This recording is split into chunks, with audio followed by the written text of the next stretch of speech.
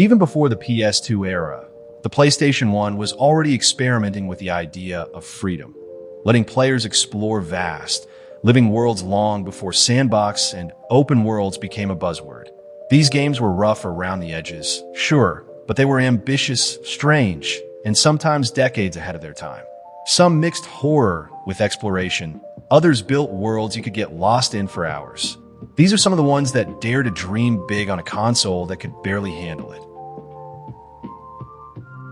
If you end up liking the content, please subscribe for more, and I'd appreciate it if you give it a thumbs up and tell me what you think down below. Love to hear it. If Twin Peaks were turned into a PlayStation game, it would be Mizurna Falls. Released in Japan in 1998, it's one of the most fascinating, cinematic, and underappreciated titles ever made. An open-world murder mystery set in a sleepy Colorado town blanketed by snow and secrets.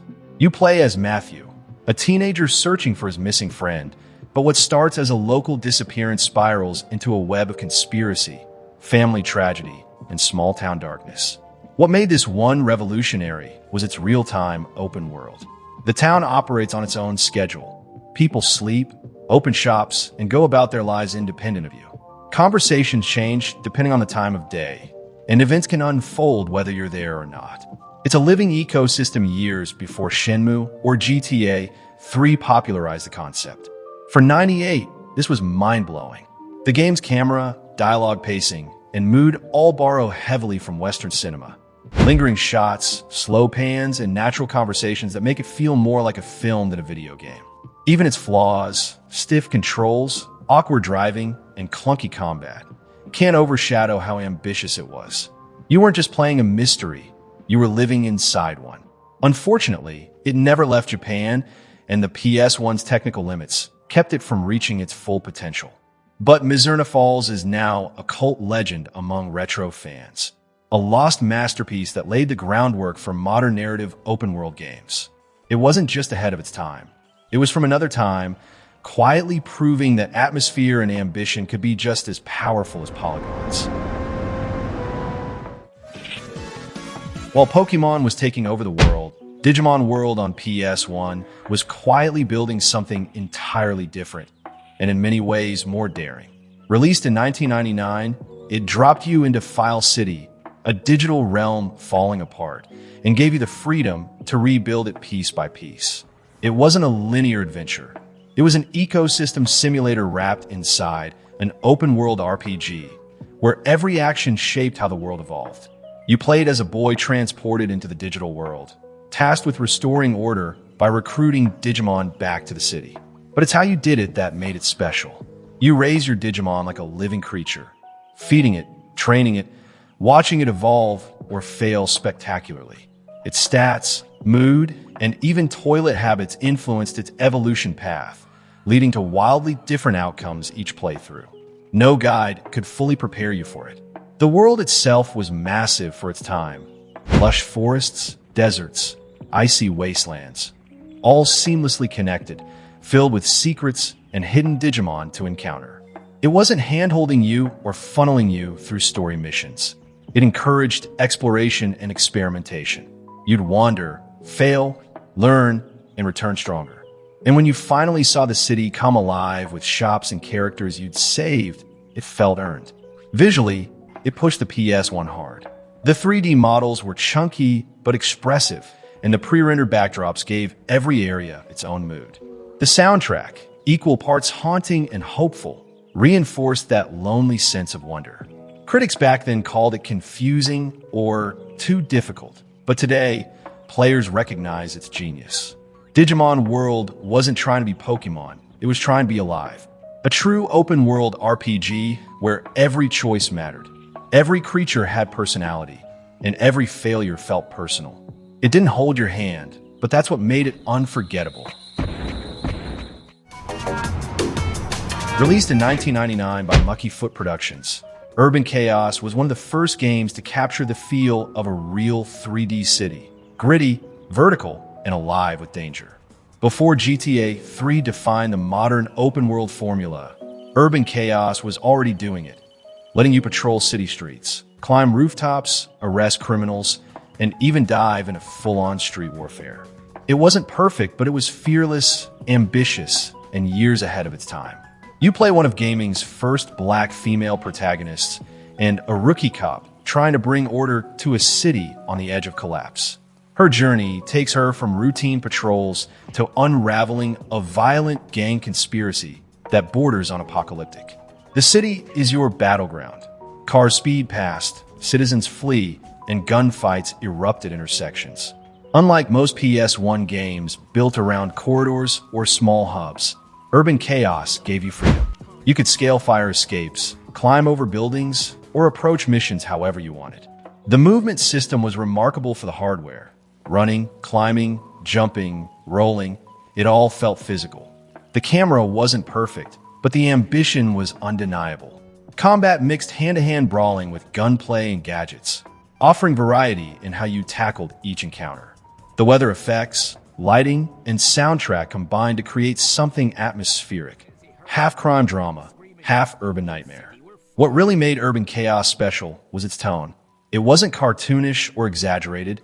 It felt grounded, with a raw energy more in line with a late 90s action film. Every mission felt like a scene from a cop thriller, complete with moral ambiguity and real tension. Unfortunately, it was released late in the PS1's life, and its complex mechanics made a tough sell to casual players. But for those who gave it a chance, Urban Chaos delivered one of the most forward-thinking open-world experiences of its generation. A rough diamond that predicted gaming's future before anyone else saw it coming. And then there's Tale of the Sun, one of the strangest, most oddly meditative open-world games ever made. It dropped you into a prehistoric world with no HUD, no clear objectives, and almost no dialogue. You play as a primitive tribesman whose only goal is to build a tower of mammoth tusks high enough to reach the sun. Everything else, up to you. Hunt, sleep, explore, or just stare at the ocean. The world doesn't wait for you. It just exists. At first glance, this looks primitive even by PS1 standards. Low polygon landscapes, flat textures, and strange, minimalist music. But beneath that simplicity lies something revolutionary: complete freedom. You can wander across deserts, frozen tundras, and grassy plains, hunting for food and resources to keep your tribe alive. There's no tutorial, no quest markers, just instinct and discovery. Every sunrise and sunset feels earned.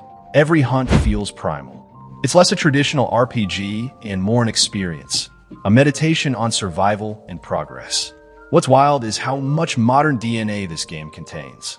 The hunger and fatigue systems anticipate mechanics later used in Minecraft and Breath of the Wild. Its open structure invites experimentation, curiosity, and reflection rather than pure conquest. You don't beat it, you live in it. People at the time didn't know what to make of it, calling it aimless or weird, but in hindsight, Tale of the Sun was one of the PS1's boldest statements. It proved that a game didn't need structure to feel meaningful. It just needed a world that breathes.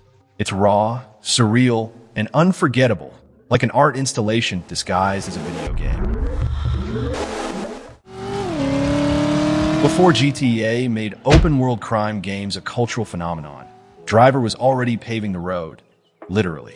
Released in 1999 by Reflections Interactive, it was one of the first games to give players a fully explorable city and complete freedom behind the wheel. No gimmicks, no pedestrians, no distractions, just you, your car, and the open streets of Miami, San Francisco, LA, and New York. You play as Tanner, an undercover cop infiltrating a criminal network. The game structure is mission-based, but the open-world design gives it cinematic flow. You're not just driving from point A to B. You're weaving through traffic, dodging cops, and performing hairpin turns across sunlit boulevards or rain-slick streets. Each mission feels like a chase scene ripped straight from a 70s car movie, complete with screeching tires, smoky alleyways, and that grainy, cinematic filter only the PS1 could produce. The driving physics were revolutionary for their time. Every car had weight, traction, and inertia, making drifting through a tight corner both nerve-wracking and exhilarating. What really set Driver apart, though, was its dedication to realism. No weapons, no shortcuts, just pure driving skill. It demanded mastery, and that made every successful escape feel earned. The famous opening mission, set in a parking garage tutorial that broke thousands of controllers, became legendary for its difficulty. Graphically, Driver pushed the PS1 to its limit, delivering massive cityscapes with day-night cycles and smooth car animations. Its dynamic camera angles and moody jazz-funk soundtrack gave it the feel of a cinematic chase film rather than a game. And the free roam mode? It was one of the earliest true sandboxes on console, giving players space to experiment, roleplay, or simply enjoy the freedom of driving.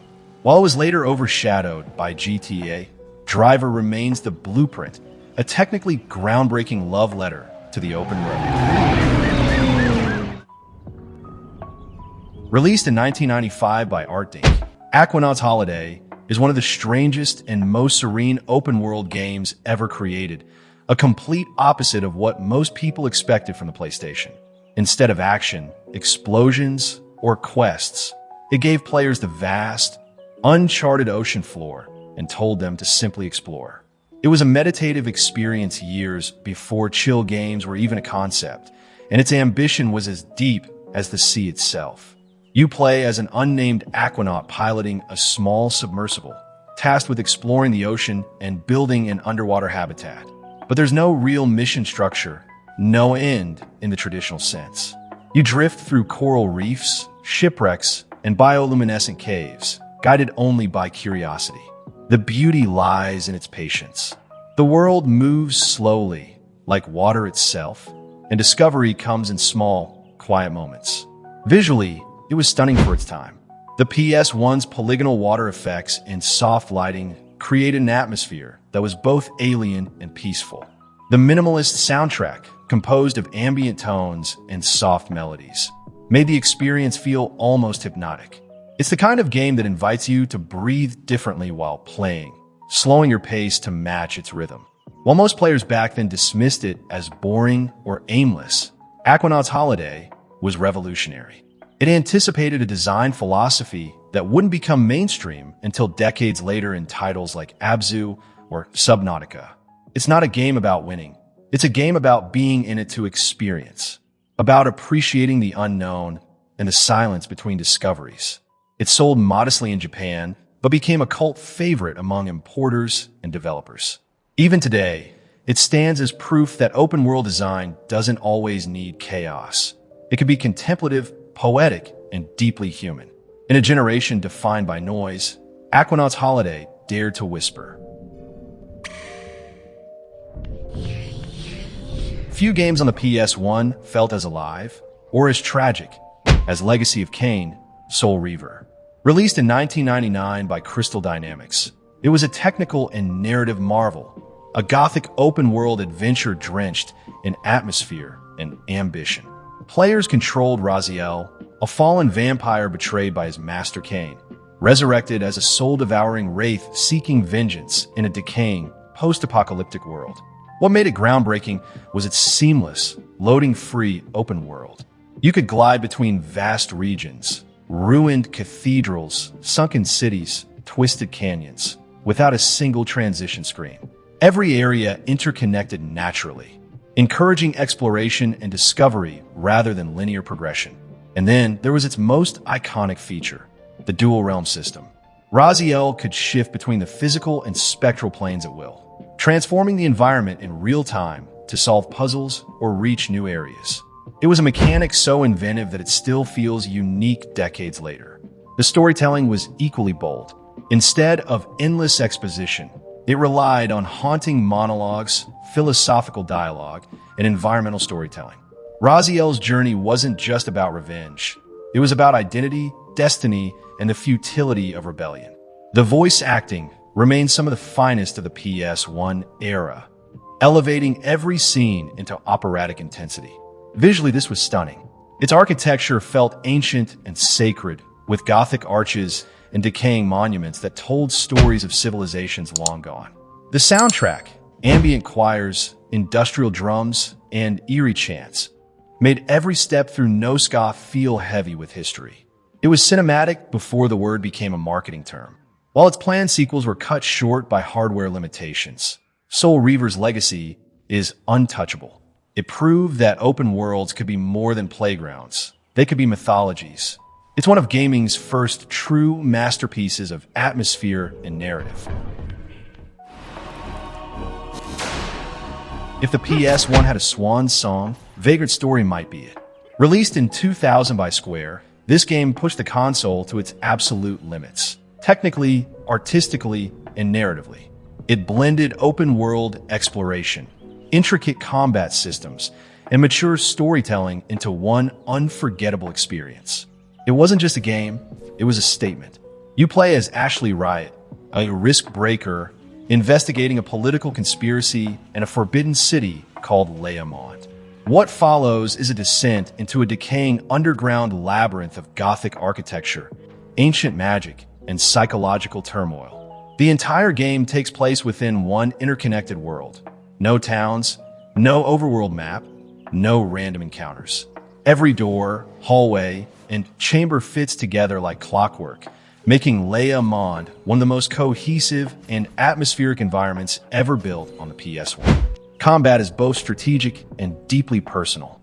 You target specific body parts, chain attacks through precise timing, and customize your weapons with a near-obsessive level of detail. Enemies aren't just obstacles. They're puzzles of flesh and metal to be unraveled. The crafting system lets you dismantle and rebuild blades, learning the game's language of materials and affinities. It's as much about understanding as it is about skill. What truly elevates this is its presentation. The art direction is cinematic, with dynamic camera angles, expressive character models, and lighting that feels more like film than game. The dialogue is written in a way that gave every scene a theatrical weight. The score turns every corridor into a cathedral. It wasn't a commercial hit, mostly because it was too complex and mature for mainstream audiences. But critics instantly recognized its brilliance, and today it's regarded as one of the finest games of its generation. Vagrant Story wasn't just open world. It was open concept, blurring the line between RPG and film.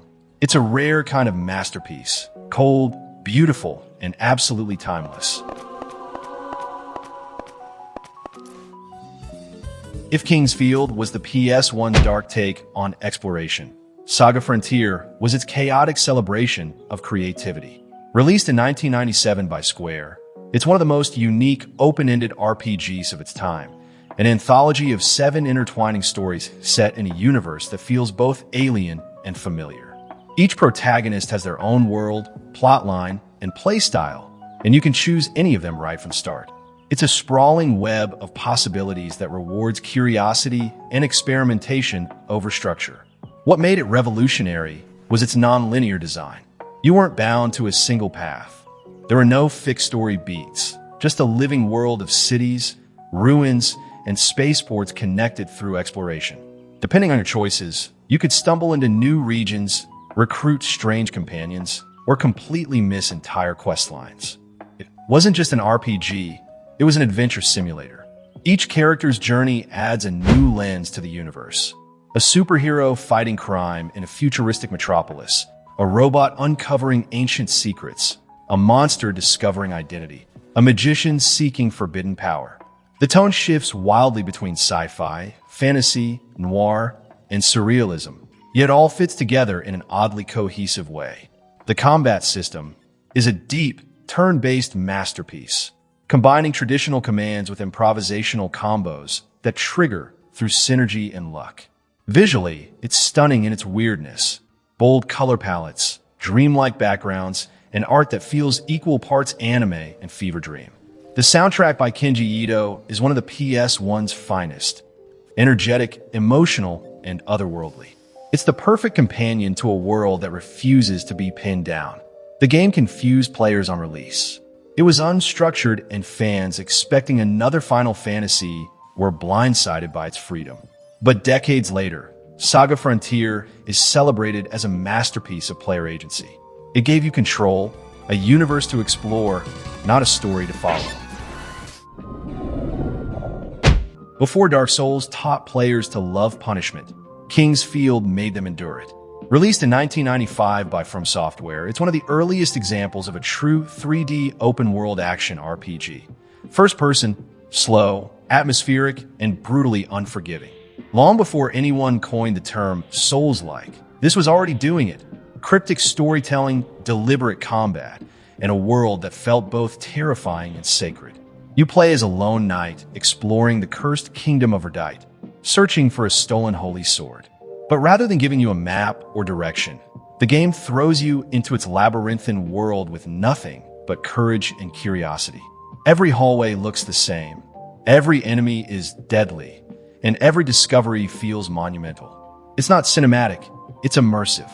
You're not guided by cutscenes or quest markers, just faint torchlight and the sound of your own footsteps echoing in the dark. The world is interconnected and seamless. There are no loading screens between areas, only doors, caverns, and pathways that fold back on themselves. Each shortcut feels like a revelation, each secret room like a whisper from the past. The combat, though clunky, has the same deliberate rhythm that would later define Demon Souls. Every swing costs stamina, every mistake hurts, and every victory feels like survival itself. Visually, it's primitive but atmospheric. Stone corridors, eerie fog, and somber lighting that push the PS1 to its limits. The sound design, ambient drones, distant moans, and haunting silences creates a sense of isolation that few games have ever matched. Critics dismissed it as too slow or too hard, but it wasn't trying to please anyone. It was building a mood, an identity, one that would eventually birth one of gaming's most influential genres. Looking back, King's Field is the soul of Dark Souls in its rawest form. It wasn't friendly, but it was honest, and that honesty made it legendary.